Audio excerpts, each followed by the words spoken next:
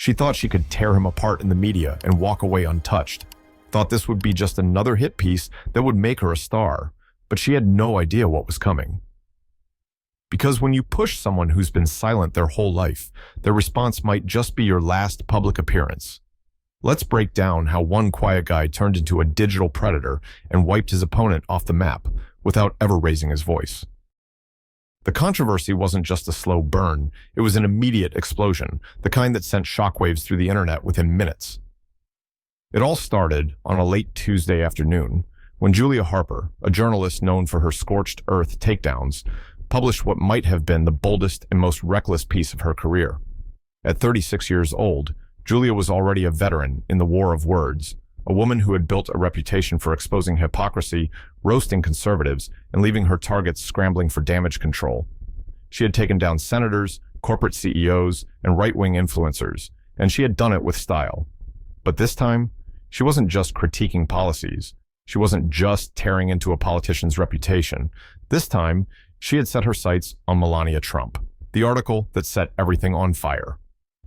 The piece hit the New York Daily Voice with all the subtlety of a wrecking ball. Julia did not hold back.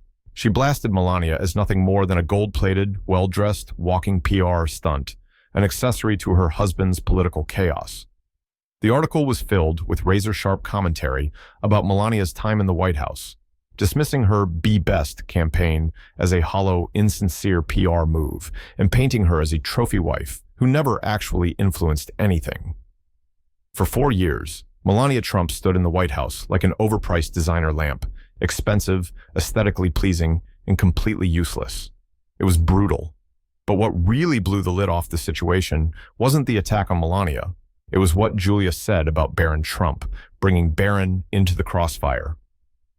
Julia didn't just stop at Melania. She took it a step further, dragging Barron Trump into the mess. At 18 years old, Barron was now a political science student at Columbia University, an adult in his own right. And according to Julia, he was suspiciously quiet about his father's chaotic legacy. A future Nepo baby-in-chief, she mocked in her piece, or just another privileged heir to a political circus? That one paragraph lit the match. The internet goes nuclear. Within minutes, right-wing Twitter, or X as the doomed platform was now called, became an absolute war zone. The reaction was immediate and feral. Fox News was already on it. Before Julia could even refresh her feed, conservative media was tearing her apart, calling her attack shameful, disgusting, and a desperate reach for attention. Donald Trump Jr. wasted no time. He dropped a furious video calling Julia a bottom-feeding parasite who wouldn't recognize real journalism if it smacked her in the face. MAGA influencers were foaming at the mouth. They accused Julia of using Barron for cheap political points, calling her the lowest of the low.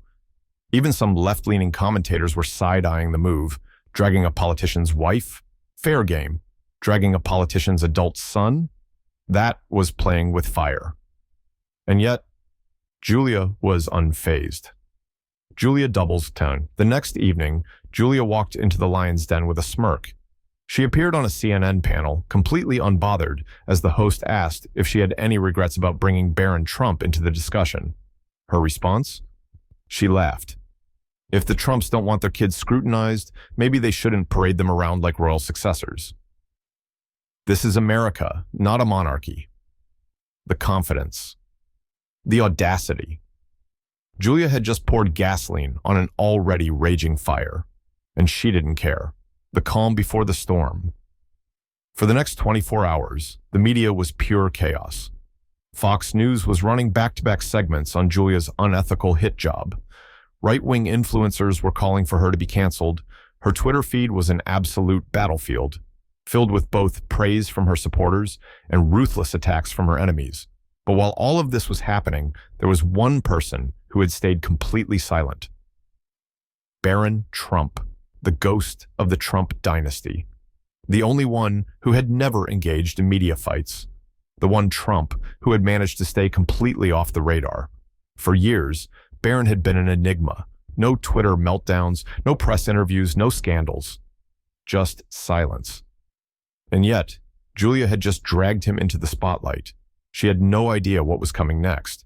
For 48 straight hours, The internet devoured every detail of Julia Harper's attack on Barron Trump. It was everywhere. Morning news, late-night talk shows, viral TikToks, trending hashtags, and endless reaction videos. Fox News had labeled Julia the lowest of the low. CNN was awkwardly trying to spin the situation, balancing between freedom of the press and maybe she went too far. Podcasters and YouTubers were milking the drama for content, calling it the most unexpected feud of the year. Even non-political influencers had jumped in, analyzing how badly Julia had played her hand. And yet, despite all the chaos, rage, and commentary, one person had been dead silent: Barron Trump. No statements, no tweets, no damage control from his team. Nothing. The lack of reaction made people even more curious. Had Julia really exposed something uncomfortable? Was Barron too embarrassed to fight back? Or was he planning something? The answer was about to drop like a nuclear bomb: the setup, the calm before the storm. While Twitter, or X, as everyone reluctantly called it now, turned into an all-out war zone, Barron Trump was watching. But he wasn't reacting. He wasn't flipping tables or furiously typing out a response. He was calm, sitting in his Manhattan penthouse, sipping black coffee, scrolling through the chaos like he was watching a chess game he had already won. Unlike his father, he didn't do public meltdowns. He didn't fire off emotional rants. He didn't argue with journalists on live TV. Instead, he did something far more dangerous. He waited.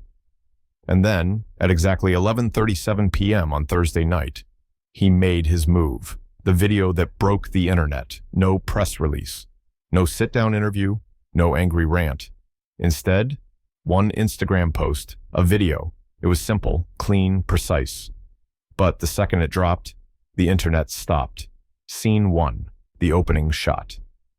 The video faded in. No music, no flashy effects.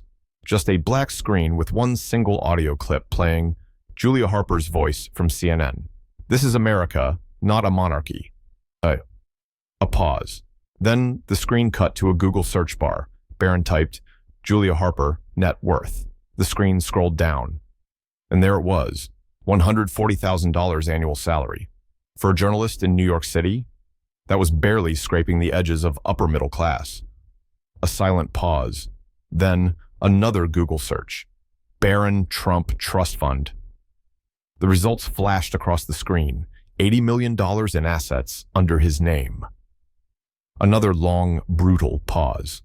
Then, the camera cut to a close-up shot of Barron, expressionless, calm, unbothered. He slowly raised an eyebrow. Then, he pulled out his phone and opened the Amazon app. Scene 2. The pettiest flex in history. One by one, he started adding items to his cart. A Bentley Continental GT, $300,000. A Cartier watch, $50,000. A luxury townhouse in Brooklyn, $2.5 million every time. He casually clicked buy without hesitation, no commentary, no overreaction, just effortless wealth. The silence, deafening. The message, crystal clear. Scene 3, the knockout punch. Finally, the screen cut to a close-up of Barron again. His voice was smooth, calm, and ice-cold. "Julia, I could buy and sell your entire career before breakfast. Keep my name out of your mouth." The screen faded to black, and the internet exploded. The internet's reaction, total meltdown. The second that video dropped, it went viral in seconds. 50 million views in under 24 hours, trending at #1 on every major platform. Memes, reactions, and analysis videos flooded the internet. Even people who hated the Trump family had to admit this was legendary. The comments? Absolutely ruthless. Julia just got obliterated by an 18-year-old in a 2-minute video. This is the digital equivalent of a knockout punch. Somebody check on Julia because there's no recovering from this. She thought she was fighting a kid. Turns out she was fighting a CEO in training. Fox News? They were cackling. CNN awkwardly scrambling. Julia? She was realizing in real time that she had just made the biggest mistake of her career. Julia Harper's career begins to collapse. Within hours, Julia's entire online presence was in freefall. Her latest Twitter post, flooded with laughing emojis and memes. Her name turned into an internet joke. Her credibility shattered. The New York Daily Voice, silent. CNN, backpedaling hard. Her career hanging by a thread. And then came the final nail in the coffin. Barron posted a screenshot of an email from Julia. Subject line marked urgent. Her message: Barron, I'd love to have a private discussion and clear the air. Barron's response, a caption that simply read, stay humble, Julia. And just like that, it was over. The internet detonates, a digital earthquake. The moment Barron Trump's video dropped, the entire internet shifted. This wasn't just a viral clip. This was a cultural event, the kind that people would reference for years. Within minutes, the reaction was instant, deafening, and utterly relentless. Twitter, absolutely obliterated. Instagram, flooded with millions of shares and reactions. TikTok, full-blown war zone. Reddit, exploded with discussion threads dissecting every single second of Barron's video like it was a historical document. This wasn't just a trending topic. This was a seismic shift in how the internet perceived Barron Trump. The hashtags take over. Within the first hour, 2 hashtags were already dominating global trends. Rip Julia Harper, Easton Barron the Menace. Even accounts that had built their entire brands around hating the Trump family were forced to acknowledge this was iconic. You know something is legendary when even your haters can't deny the execution was flawless. People weren't just reacting. They were studying the video like it was an art form. The cold-blooded Amazon flex? Genius. The Google search bar comparison? Ruthless. The expressionless deadpan delivery? A masterclass in digital humiliation. This wasn't just a response video. This was a tactical nuke disguised as a social media post. And Julia Harper, she was about to experience the worst 48 hours of her career. The numbers are staggering. Within the first 24 hours, Barron's Instagram post broke records.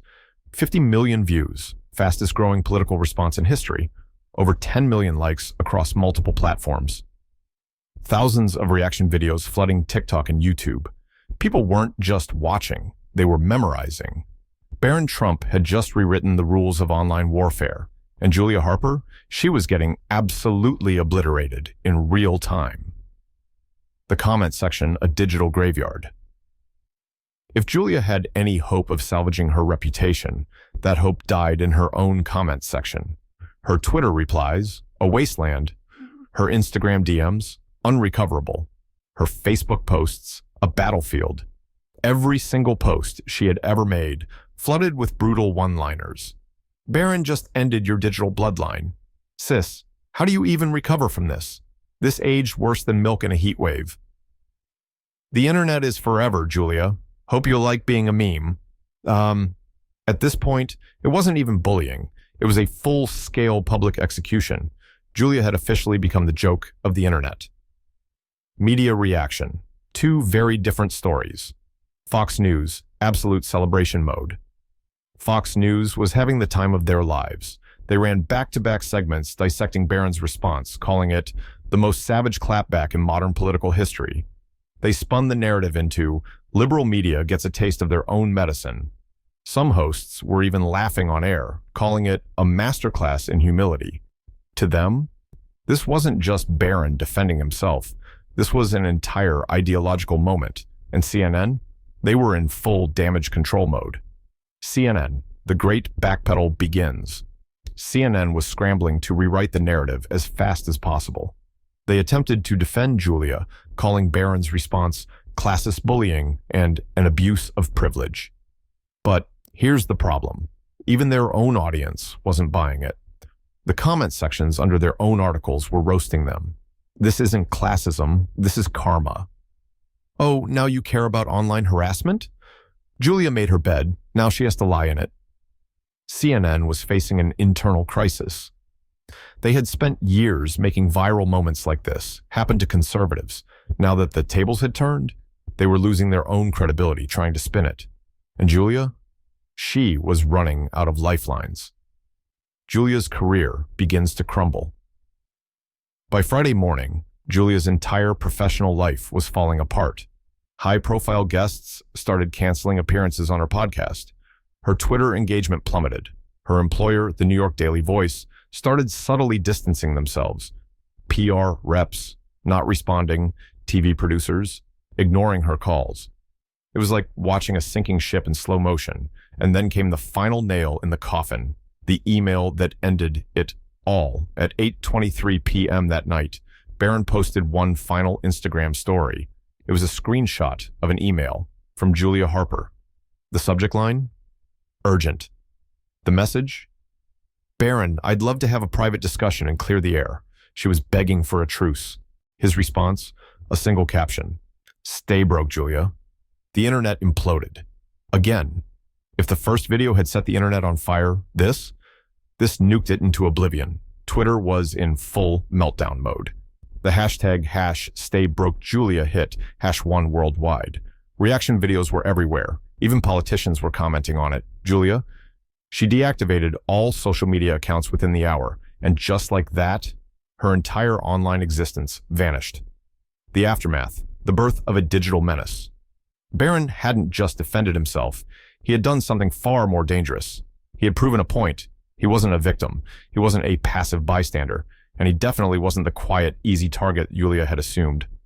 Barron Trump was something else entirely, a calculated, undefeated menace, a strategic thinker who knew exactly how to obliterate his enemies without ever raising his voice. And now, everyone knew it. Final thought, the lesson learned.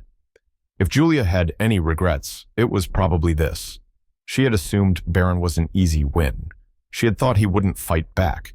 She had expected outrage, controversy, and debate. What she hadn't expected? To get absolutely, irreversibly humiliated by an 18-year-old who never even had to leave his penthouse. Because at the end of the day, there was only one real takeaway from all of this. Some fights aren't worth picking. What would you have done in his place? How would you have reacted in this situation? Share your thoughts in the comments. Have you or someone you know ever faced something similar? Tell us your story and how you handled it. Don't forget to like, share, and join the discussion. This story was created for a good cause, to highlight the issue of public scrutiny, the limits of media ethics, and the power of words in the digital age. Let's work together to make the world a better place, to respect one another, and to understand the consequences of our actions. Your opinion matters,